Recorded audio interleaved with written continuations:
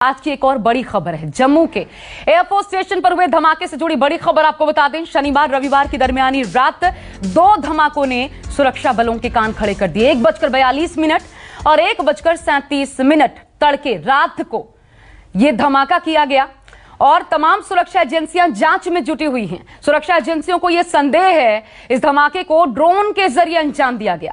इस बीच खबर यह है कि जम्मू में ड्रोन हमले की जांच वायुसेना और एनआईए ने शुरू कर दी है। जम्मू से एनआईए ने 2 संदिग्धों को हिरासत में भी लिया। शुरुआती जांच में पता चला धमाके के लिए आरडीएक्स का इस्तेमाल किया गया था। खतरे को देखते हुए आसपास के सभी एयरफोर्स स्टेशन पर अलर्ट जारी कर दिया गया है। साथ ही एलओसी और जम्मू श्रीनगर हाईवे पर भी हाई अलर्ट है। सूत्रों के मुताबिक इस पूरी साजिश को सीमा पार से अंजाम दिया गया है। सूत्रों की माने तो इस हमले के पीछे पाकिस्तान के आतंकी संगठन जैश-ए मोहम्मद का हाथ है। ड्रोन हमले के पीछे पाक सेना या आईएसआई का भी हाथ हो सकता है। वहीं इस मामले में यूएपीए के तहत केस दर्ज किया गया है। और अब मेरे साथ आखिर कहां चूक हो गई, यह हमला क्या संकेत देता है आने वाले समय के लिए, इस पर बात करने के लिए 3 खास मेहमान इस वक्त जुड़ चुके हैं। परिचय करवा दूं, मेजर जनरल रिटायर्ड अश्विनी सिबात जी हमारे साथ इस वक्त मौजूद हैं। सर, बहुत स्वागत है आपका। कर्नल दानवीर सिंह जी डिफेंस एक्सपर्ट के तौर पर हमारे साथ जुड़े हुए हैं। अशोक सज्जनहार जी फॉर्मर डिप्लोमेट इस वक्त मेरे साथ मौजूद हैं। आप दोनों का भी बहुत बहुत स्वागत है। इसके अलावा आसिफ सुहाब श्रीनगर से मेरे साथ मेरे सहयोगी बने हुए हैं। पंकज शर्मा जम्मू से, प्रशांत देव दिल्ली पर निगाह जमाए हुए हैं। पहले मैं पंकज आपके पास आना चाहूंगी, क्या ये स्टैब्लिश हो गया है कि ये ड्रोन से ही इस पूरी वारदात को अंजाम दिया गया था और इंफॉर्मेशन अभी तक और क्या सामने आ पाई हैं?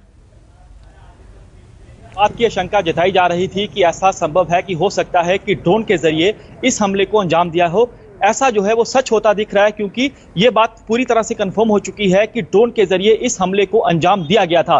और ये भी कहा जा रहा है कि हो सकता है कि यूएवी यानी यूएवी के जरिए भी इस हमले को अंजाम दिया जा सकता है, क्योंकि यूएवी जिसकी क्षमता होती है 20 से 25 किलो पेलोड उठाने की। और ये भी कहा जा रहा है कि क्योंकि 2 यहाँ पर हमले हुए हैं, एक 37 पर एक होता है, एक 42 पर दूसरा होता है। 5 मिनट के अंतराल के बाद 2 धमाके होते हैं। और ये भी कहा जा रहा है कि 4 से 5 किलो इसमें विस्फोटक जो है बंधा हो सकता है। इस बात की जांच की जा रही है। एफएसएल पर इसके सैंपल भेजे गए हैं कि विस्फोटक किस तरह का है, क्या ये आरडीएक्स तो नहीं है। अगर ये आरडीएक्स है, क्योंकि हमने देखा कि देश में ये ऐसा पहला मामला बन चुका है जब ड्रोन के जरिए इस एयरफोर्स स्टेशन पर हमले की कोशिश की गई है और उस हमले को किया गया है। ये जो एयरफोर्स स्टेशन है अति संवेदनशील है, यहाँ पर हाईटेक रडार लगे हुए हैं। एक सुरक्षा की चूक में लूप में भी देखा जाएगा कि जब हाईटेक रडार लगे हैं तो कैसे इतना बड़ा जो हमला है इसमें हो जाता है, कैसे ड्रोन के जरिए इस हमले को अंजाम दिया जाता है। एनएसजी ने फिलहाल पूरे एयरफोर्स स्टेशन की सुरक्षा जो है उसका जिम्मा संभाला है। एनआईए जांच कर रही है, एनएससी जांच कर रही है, भारतीय वायुसेना जांच कर रही है, सैंपल भेजे गए एफएसएल में। अगर हम कल से लेकर अभी तक का पूरा घटनाक्रम देखें तो करीब 1:37 पर पहला धमाका हुआ। आनंद फानन में जो अंदर एयरफोर्स के जो कमांडो थे, मोर्चा संभालते हैं, तुरंत जम्मू कश्मीर पुलिस के जवानों को, ऑफिसरों को, भारतीय सेना के ऑफिसर जवानों को, एफएसएल की टीम अंदर आती है, बम डिस्पोजल स्क्वाड की टीम अंदर आती है। हर एक जो इलाका है उसको बारीकी से देखा जाता है। फिर स्पेशल फोर्सेस यहां पर आती हैं। अब एनआईए की टीम अंदर जांच कर रही है। एनएसजी ने पूरे एयरफोर्स की जो सुरक्षा है उसको अपने अंडर लिया है। हर एक पहलू की बारीकी से देखा जा रहा है, जांचा जा रहा है। और इस बात की शंका से इनकार नहीं किया जा रहा कि एयरफोर्स स्टेशन के नजदीक से ही इस ड्रोन को हो सकता है कि उड़ाया गया हो, क्योंकि यहां से बॉर्डर की दूरी करीब 14 किलोमीटर है। क्योंकि अगर वहां से इस बात पंकज ये बताइए, कम दिखती जी पंकज ये बताइए, आखिर इतना वक्त क्यों लग रहा है, या फिर इंफॉर्मेशन शेयर नहीं की जा रही किसी खास रीजन से? कल 1:37 और 1:42 पर ये 2 धमाके के बाद एक किए गए, नुकसान नहीं पहुंचा, ये राहत की बात है, लेकिन टाइम क्यों लग रहा है? देखिए, ये देश में ऐसा पहला मामला बन जाएगा, क्योंकि ऐसा पहले कभी नहीं हुआ जब सीधे तौर पर हमारे इस तरह से इंस्टॉलेशन को टारगेट करने की कोशिश की गई हो, वो भी उस जगह पर। यहां पर हाईटेक रडार लगे हैं। 2019 से लेकर अभी तक की बात की जाए तो 20 बार पाकिस्तान ने ड्रोन वाली साजिश भारत के खिलाफ रची है। हम देखते थे कि ड्रोन का इस्तेमाल या तो हथियारों की सप्लाई के लिए किया जाता था या नशे की खेप इस ओर पहुंचाई जाती थी। लेकिन ये पहला ऐसा मामला है जब ड्रोन के जरिए बम गिराए गए हो। ये अपने आप में बेहद चौंकाने वाला मामला है। इसलिए सुरक्षा एजेंसियां जो है वो कदम फूंक के रख रही है, क्योंकि रिपोर्ट है। ठीक है, आप बने रहिएगा पंकज, मैं वापस आपके पास आती हूँ। प्रशांत देव का रुख कर लेती हूँ। पहले प्रशांत, एक रिपोर्ट ये भी है कि 2 से 3 साल से, क्योंकि लगातार इस प्रकार चाहे जम्मू या फिर पंजाब इस प्रकार हथियारों की सप्लाई या ड्रग्स की सप्लाई के लिए इस्तेमाल किया जाता था ड्रोन्स का, लेकिन इसका तोड़ हमें मिल नहीं पा रहा था। इस तरीके से पूरी तैयारी जो है कि इस पर कैसे काबू पाया जाए वो नहीं है इस वक्त भारत के पास। बहुत बार application ministry of home affairs को भी गई कि इस बाबत कुछ किए जाने की जरूरत है, हाईटेक किए जाने की जरूरत है। अब ये कितना महत्वपूर्ण है कि इस पर जल्द से जल्द कदम उठाया जाए, और क्या अंदर खाने की खबर है?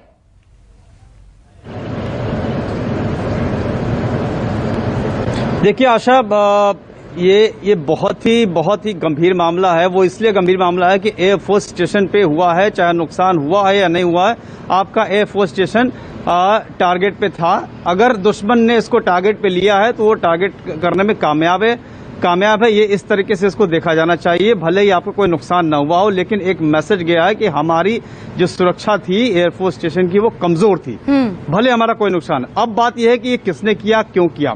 इसमें कोई शक नहीं है कि अगर कोई ये टेररिस्ट एक्टिविटी है तो इसमें डायरेक्ट इनडायरेक्ट पाकिस्तान का हाथ है, इसमें कोई शक नहीं है।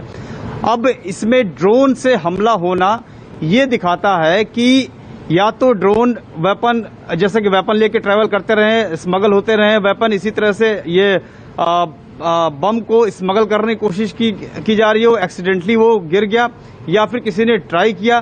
तमाम ऐसी बातें हैं जिसकी जांच पड़ताल चल रही है। अब अलग अलग एजेंसियां इसमें लग गई हैं। एनएसजी अपनी इन्वेस्टिगेशन कर रही है, दिल्ली से एनआईए की टीम वहां पहुंच गई है। एनआईए की टीम को अभी एनआईए को जांच नहीं सौंपा गया है, लेकिन एनआईए एक्सप्लोसिव का सैंपल और पैटर्न ऑफ अटैक्स के आधार पर यह तय करेगी कि ये हमला इंटरनल है या एक्सटर्नल है, कौन सा इसमें बारूद इस्तेमाल हुआ है। उसके आधार पर अपना एक रिसर्च यूनिट है एनआईए की, जो ये तय कर देगी आने वाले 1 या 2 दिन में कि हमला किस तरीके का है, किस ऑर्गेनाइजेशन ने किया है, उनके पैटर्न के हिसाब से। लेकिन सबसे बड़ा सवाल यही है कि क्या इस वक्त ये अटैक जो है अगर पाकिस्तान के इशारे पे हुआ तो क्यों हुआ, ये टाइमिंग क्या है। अभी हाल ही में आपने देखा कि बहुत ही सौहार्दपूर्ण माहौल में ऑल पार्टी मीट हुई जम्मू कश्मीर के तमाम नेताओं के साथ, तो क्या उसको सक्सेस माना जा रहा है। उसके सक्सेस से किसी को दिक्कत है, नाराजगी है, इसलिए फिर से कश्मीर को डिस्टर्ब करने की कोशिश की जा रही है। क्योंकि देखिए कश्मीर को एक तरीके से बांध सा दिया है वहां की लोकल एडमिनिस्ट्रेशन ने, और बहुत कुछ पूरे एक तरीके से अपने कंट्रोल में किया हुआ है। ऐसे में फिर भी अभी बहुत से ऐसे ओवरग्राउंड वर्कर्स हैं, ऐसे बहुत से ऑर्गेनाइजेशन है जो ये चाहते नहीं कश्मीर में किसी किस्म की शांति हो। तो उस लिहाज से अभी कोविड की वजह से सीज फायर भी है, इसलिए आसिफ मैं आपके पास आना चाहती हूँ। लेकिन क्या ये खतरे की घंटी है आसिफ? क्योंकि अगर इस प्रकार के, ये हो सकता है एक रिहर्सल हो, अगर इस प्रकार से 14 किलोमीटर तक भीतर आकर के हमारे एरियल डिफेंस सिस्टम को चुनौती दे करके, बम गिरा करके, ये आरडीएक्स का इस्तेमाल हुआ कि आईईडी, इस प्रकार वारदात को अंजाम दिया जा सका, तो फिर तो ये अस्थिरता हमें आसपास के गांव में जो बॉर्डर से लगती सीमा है वहां पर भी देखने को मिल सकती है आने वाले समय में। देखिए वो 2 महत्वपूर्ण चीजें इसमें हैं। एक तो कि क्या ये उस पार से पाकिस्तान की तरफ से डायरेक्ट अटैक हुआ है, उसको लेकर हमने कई लोगों से बात की जो सोर्सेज से लेकर एक्सपर्ट्स है। उनका कहना है कि इस तरह की बहुत ही कम संभावना है कि पाकिस्तान वहां से ड्रोन उड़ाकर उसे इंटरनेशनल बॉर्डर के इस पार भेजे और इस तरह के अटैक को अंजाम दे। वो सीधा एक कन्वेंशनल वॉर होगा और एक कंट्री द्वारा दूसरी कंट्री को चुनौती होगी, उस पर हमला होगा। तो ऐसा काफी कम संभावना है कि इस तरह का हमला पाकिस्तान द्वारा डायरेक्ट किया गया हो। लेकिन अब इस हमले को अंजाम कैसे दिया गया, अभी तक जो इनिशियल जानकारियां मिली है और जो हमें सूत्रों से भी लगातार जानकारी मिली है, उसके अनुसार कहा जा रहा है कि जिस प्रकार से ड्रोन के जरिए पिछले दिनों भी पाकिस्तान की तरफ से हथियार भेजे जा रहे थे, ड्रग्स भेजे जा रहे थे, संभावना ये है कि इसी तरह से एक ड्रोन जो है खास तौर पर 2, 3 या उससे भी ज्यादा ड्रोन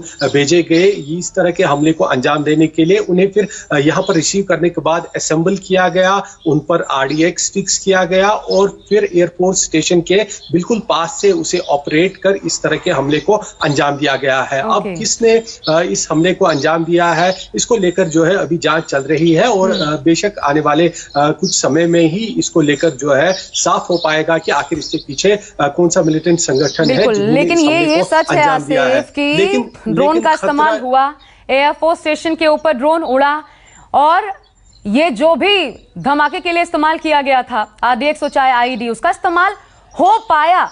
ये जो करना चाहते थे वो कर गए। एक मैसेज इसमें मेजर जनरल अश्विनी श्रीवास्तव इसमें हमारे लिए भी है, और बड़ा मैसेज है। लेकिन सवाल ये कि अगर हाईटेक रडार्स लगे हुए हैं एयरफोर्स स्टेशन के ऊपर, तो क्या हमारा एरियल डिफेंस सिस्टम इतना कमजोर है? इसके कोई मायने नहीं है अगर इतना हाईटेक रडार लगा हुआ है कि दुश्मन आता है इस प्रकार की कारस्तानी कर जाता है बड़ी आसानी से।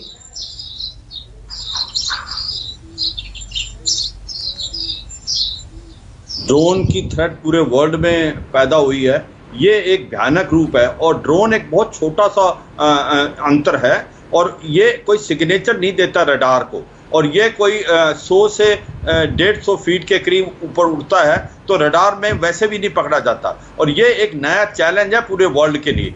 आज तक जो भी ड्रोन इस्तेमाल ज़्यादातर स्मगलिंग के लिए हो रहा था या वेपन अम्यूनिशन को पाकिस्तान से यहाँ, ये पहली बार है जिस ऐसे इस्तेमाल किया पाकिस्तान की ISI ने और जैसे मोहम्मद ने। मगर आपको अगर याद हो पीछे कि अजरबैजान और अर्मेनिया की जब लड़ाई थी तो अजरबैजान की जीत का मेन कारण है ऐसे ड्रोन्स का इस्तेमाल करना अर्मेनिया के। और अभी फिलहाल 2019 के अंदर सऊदी अरेबिया में जब उनकी पाइपलाइन ऑयल की को बस्ट कर दिया था ड्रोन अटैक में, और जिसके अंदर ईरान का हाथ बताने की संभावना है, वो भी एक प्रकार पहल थी। मैं ये कहता हूँ ये खतरे की घंटी है। ये इससे हमें समझ जाना चाहिए कि हमारी जो सिक्योरिटी है ड्रोन के अगेंस्ट पुख्ता नहीं है। जिस प्रकार से एक प्रकार के स्मैश 2000 वो इजराइल का एक सिस्टम है, वो वैसे हमें अडॉप्ट करने पड़ेंगे। और मैं ये भी बताता हूं कि हो सकता है इसके चांसेस हैं कि इसको यहीं पर असेंबल किया गया है, पाकिस्तान से ये ड्रोन नहीं, क्योंकि एक तो डिस्टेंस है, दूसरा पाकिस्तान नहीं चाहेगा इसमें डायरेक्टली इन्वॉल्व होने का। तो इसको जो स्लीपर सेल हैं या OGW, उन्होंने इसको असेंबल करके एक क्वाडर कॉप्टर आता है, क्वाड कॉप्टर, वो एक छोटा सा है, वो सिविल में भी मिल जाता है। तो ये जो आज की तारीख में हमें एक अंदेशा है कि हमारी जो सिक्योरिटी है उसके अंदर खामियां हैं और ड्रोन के अगेंस्ट हमें अभी पुख्ता एक एंटी ड्रोन स्ट्रेटेजी बनानी पड़ेगी और यकीन करना पड़ेगा कि जो गांव इन एयरफील्ड के नजदीक है उनको सैनिटाइज किया जाए या उनको वहां से शिफ्ट किया जाए एटलीस्ट 2-3 किलोमीटर, जैसे कि एक प्रकार के सिक्योरिटी इंस्ट्रक्शन है। मगर सर ये आप महत्वपूर्ण बात कर रहे हैं, क्योंकि चाहे असेंबल किया गया हो देश के भीतर और फिर इस्तेमाल हुआ हो या फिर बाहर से, हमने बॉर्डर पार टेररिज्म का एक ये उदाहरण हो, जिस रूप में भी हो हमें नुकसान पहुंचा है ये मानना पड़ेगा। और इसलिए और हमने इससे पहले, अभी जैसा आपने कहा कि कभी इससे पहले नहीं हुआ, लेकिन ईरान के जो मिलिट्री चीफ थे सुलेमानी, याद होगा, मैं आपको जोड़ना चाहती हूं, कर्नल दानवीर, इसी प्रकार के हमले में उनकी भी मौत हुई थी। तो और चीन से खरीद अभी कुछ समय पहले पाकिस्तान ने की थी ऐसे ड्रोन्स का। तो ये एक साजिश का या एक रिहर्सल का हिस्सा हो सकता है। आने वाले समय के लिए हमें बड़ी चुनौती के रूप में इसे देखना होगा और तैयार रहना होगा। देखिए, पाकिस्तान ने इसका रिहर्सल बहुत कर लिया है। पाकिस्तान निरंतर ड्रोन्स की मदद से ड्रग्स और आर्म सप्लाई कर रहा है और मेरे ख्याल से शायद ही कोई ऐसा महीना गया हो जिसमें ड्रोन के इस्तेमाल की खबर आप लोगों ने ना चलाई हो। तो ये ड्रोन का इस्तेमाल नया नहीं है। नया है कि वेपनाइज्ड ड्रोन का इस्तेमाल हुआ और एक मिलिट्री टारगेट के अगेंस्ट हुआ। मैं जनरल साहब से बिल्कुल सहमत हूं कि ये ऐसा नहीं हो सकता। इसकी संभावना बहुत कम है कि पाकिस्तान से ड्रोन उड़ के और यहाँ पर आके बम गिरा गया हो। वो इसलिए मुश्किल है कि उसके लिए आपको हाई लेवल और मीडियम लेवल का ड्रोन चाहिए और इस तरीके के ड्रोन का इस्तेमाल करना पाकिस्तान बिल्कुल नहीं चाहेगा, क्योंकि उसमें उसका डायरेक्ट इन्वॉल्वमेंट हो जाएगा and that will be an act of war.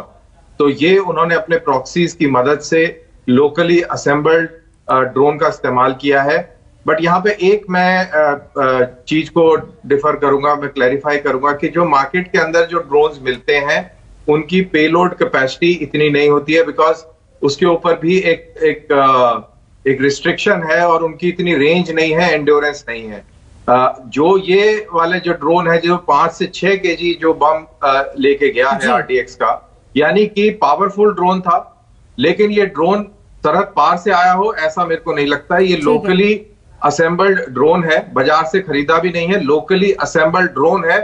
May be Pakistan द्वारा सप्लाइड पार्ट्स के को असेंबल करके ये बनाया गया है। ठीक है सर, लेकिन आप एक RDX को लेके जा सकते हैं और RDX एक मिलिट्री ग्रेड एक्सप्लोजिव है, ये सिविल इस्तेमाल नहीं कर सकती इसको। तो ये कहीं ना कहीं कोई एजेंसी का इसके अंदर हाथ है। ठीक है, लेकिन मुख्य मुद्दा कर्नल दानवीर ये है कि किसी भी रूप में, चाहे यहाँ असेंबल हो, जिस भी रूप में इसका इस्तेमाल हुआ और वो सफल हुए। और इसलिए अगर हमारा रडार सिस्टम भी है टेक्निकली इतना अपग्रेडेड नहीं है कि ड्रोन को नहीं पकड़ पाए, तो फिर इस दिशा में सोचे जाने की जरूरत है। और अब तक जब 2-3 सालों से इसकी मांग हो रही थी, तो मिनिस्ट्री ऑफ होम अफेयर्स का, गृह मंत्रालय का इस पर न सोचना या फिर क्या दूरदर्शिता का अभाव भी, ये इस पर बात करूंगी मैं। नमस्कार, मैं हूं मानक गुप्ता। अगर आपको हमारा ये वीडियो पसंद आया हो तो इसे लाइक और शेयर जरूर करें, और हां, हमें सब्सक्राइब और फॉलो करना ना भूलें ताकि आप देश और दुनिया की कोई खबर मिस ना करें। तो जुड़े रहिए हमारे साथ और देखते रहिए न्यूज़ 24।